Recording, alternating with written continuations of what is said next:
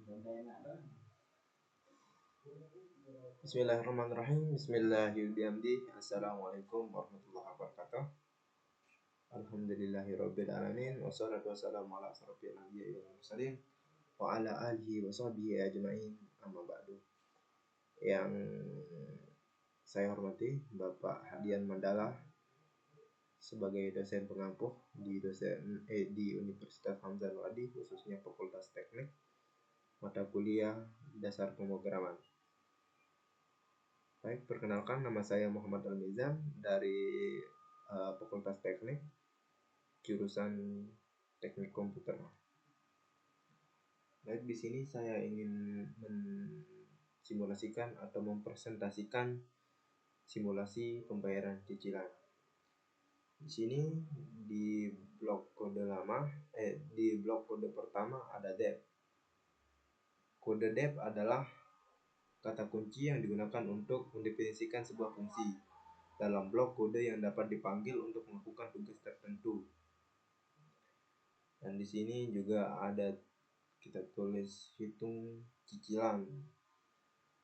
Ini adalah nama fungsi yang didefinisikan. Nama ini harus deskriptif agar mudah dipahami. Dan kita tulis di sini pinjaman bunga tahunan tenor. Pinjaman adalah jumlah uang yang dipinjam, serta bunga tahunan adalah persentase bunga tahunan, dan sedangkan tenor adalah jangka waktu dalam tahun itu. Baik, dan kita lanjut ke blok yang ketiga. Di sini ada bunga bulanan sama dengan bunga tahunan bagi 12 bagi 100. Bunga bulanan adalah variabel yang menyimpan nilai bunga bulanan, dan sedangkan bunga tahunan dibagi 12. Menghitung bunga per bulan membagi bunga tahunan dengan 12. Jumlah bulan dalam setahun. Sedangkan kita dibagi 100 untuk mengubah persentase menjadi desimal. Misalnya, jika bangunan tahunan adalah 12%, maka bulanan menjadi 0,01%.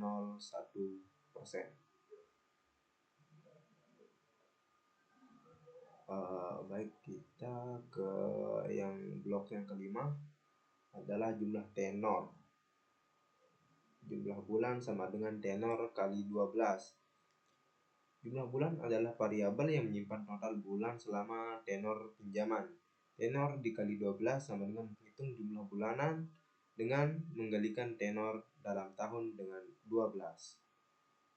Oke. Kita ke blok yang ketujuh. Di sini dituliskan cicilan bulanan sama dengan pinjaman bunga bulanan dibagi 1-1 bunga bulanan kali jumlah bulan. Cicilan bulanan adalah variabel yang menyimpan nilai cicilan bulanan yang dihitung. Rumus anuitas ini adalah rumus yang digunakan untuk menghitung cicilan bulanan. Sedangkan pinjaman bunga bulanan adalah untuk menghitung bunga yang harus dibayar setiap bulan. Dan maksud kode 1 dalam kurung 1 min dalam kurung 1 plus bunga bulanan dikali min jumlah bulanan. Menghitung faktor yang dimaksud adalah untuk menghitung faktor diskonto untuk menghitung nilai sekarang dari serangkaian pembayaran di masa depan. Untuk kita langsung ke di sini ada return cicilan bulanan. Maksud return adalah kata kunci yang digunakan untuk mengembalikan nilai dari fungsi. Dalam hal ini fungsi kode hitung cicilan adalah untuk mengembalikan nilai cicilan bulanan yang telah dihitung. Dan untuk blok yang ke-10 adalah dep simulasi cicilan.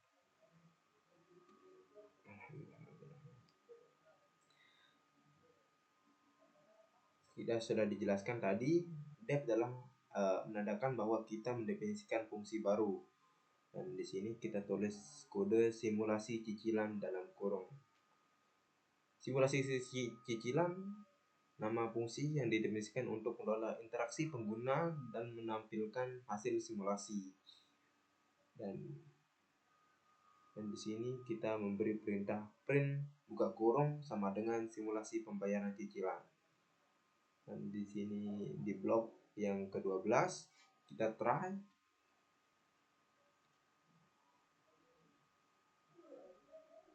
Kita kembali dulu ke print. Di sini ada kode simulasi pembayaran cicilan. Print fungsi bool ini di Python yang digunakan untuk menampilkan output ke konsol. Dalam hal ini menampilkan judul simulasi. Yang ke-12 kita blok try atau expect. Try adalah blok kode yang akan mencoba menjalankan perintah di dalamnya. Yang terjadi kesalahan, program akan melompat ke blok expect. Nah, seperti kita tulis di sini, pinjaman plot input, masukkan jumlah pinjaman dalam kurung rupiah. Input adalah fungsi boolean yang digunakan untuk mengambil input dari pengguna.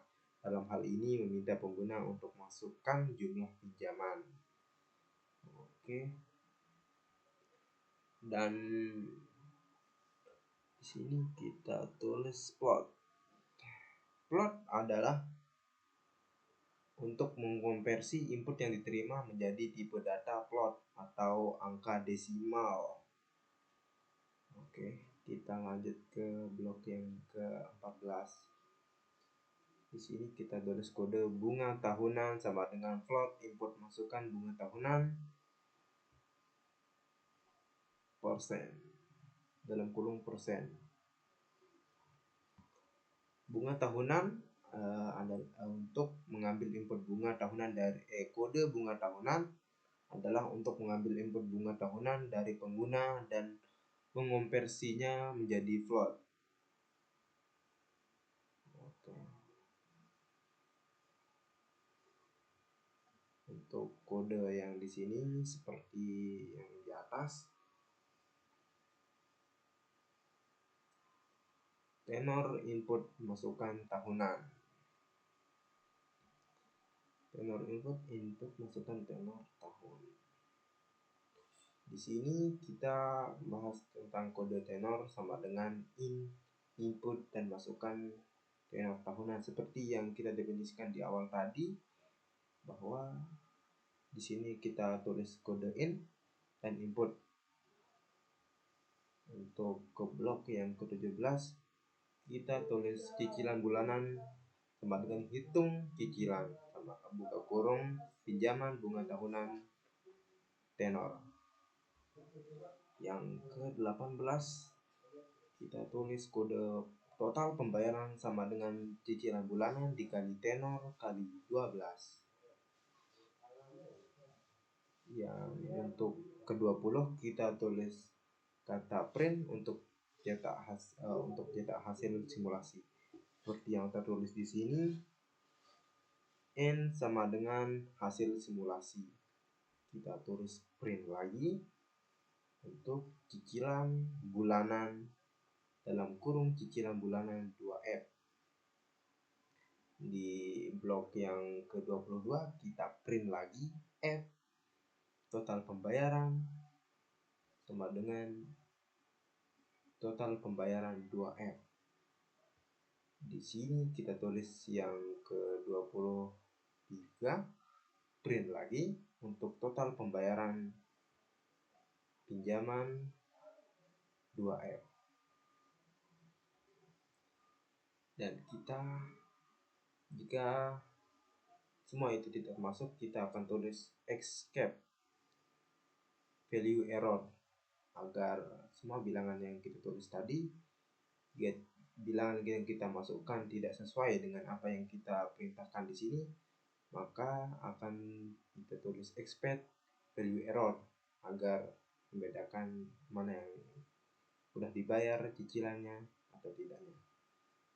Untuk yang kelima kita tulis kode print input tidak valid. Pastikan Anda masukkan angka. Oke, coba kita run. Dan kode berhasil. Terima kasih. Mungkin hanya sekian dari saya. Mohon maaf jika salah kata atau tidak memuaskan dalam saya menjelaskan. Saya hanya mencoba memberikan yang terbaik untuk presentasi ini, dan saya sudah melakukan semampu saya. Mohon dimaklumi.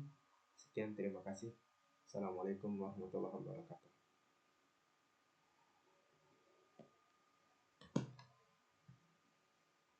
Tidak menit ya?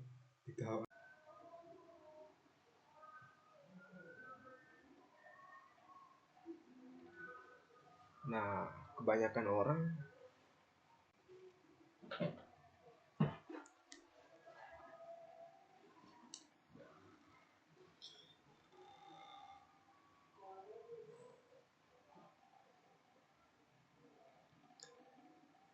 fungsi dari simulasi pembayaran cicilan ini adalah untuk mengetahui besarnya cicilan bulanan yang dapat membantu pengguna dalam memahami berapa sejumlah uang yang perlu disiapkan setiap bulan untuk membayar cicilan pinjaman. Bisa juga berguna untuk untuk perencanaan anggaran bulanan agar keuangan tetap stabil. Dan untuk yang kedua, bisa menghitung total biaya pinjaman. Simulasi dapat memberikan gambaran tentang total pembayaran selama tenor termasuk bunga. Dan pengguna juga dapat mengetahui berapa besar total bunga yang harus dibayarkan, sehingga mereka dapat mempertimbangkan apakah pinjaman tersebut menguntungkan atau merugikan. Dan memilih tenor yang tepat, simulasi juga memungkinkan pengguna untuk membandingkan berbagai opsi tenor jangka waktu pinjaman. Dengan simulasi, pengguna bisa melihat efek perubahan tenor terhadap cicilan bulanan dan total pembayaran. Masih banyak lagi kegunaan dari simulasi pembayaran cicilan ini. Seperti kebanyakan orang sekarang lebih banyak yang suka pinjam online atau semacam-macam itulah. Dan fungsi yang lainnya adalah membandingkan penawaran pinjaman. Yang ini menjelaskan simulasi memudahkan untuk pengguna untuk membandingkan berbagai penawaran dari bank atau lembaga keuangan. Pengguna juga dapat memilih opsi dengan suku bunga atau cicilan paling sesuai dengan kebutuhan mereka. Perencanaan keuangan jangka panjang juga sangat perlu dalam mensimulasikan pembayaran cicilan. Dan program simulasi ini juga membantu individu atau bisnis merencanakan pinjaman jangka panjang seperti KPR, kredit kendaraan, atau pinjaman modal usaha. Dengan mengetahui komitmen pembayaran bulanan, mereka dapat mengelola pengeluaran lain secara efektif. Dan ada lagi kegunaan dari simulasi pembayaran ini adalah untuk menghindari risiko gagal bayar. Dengan memahami jumlah cicilan bulanan, pengguna biasa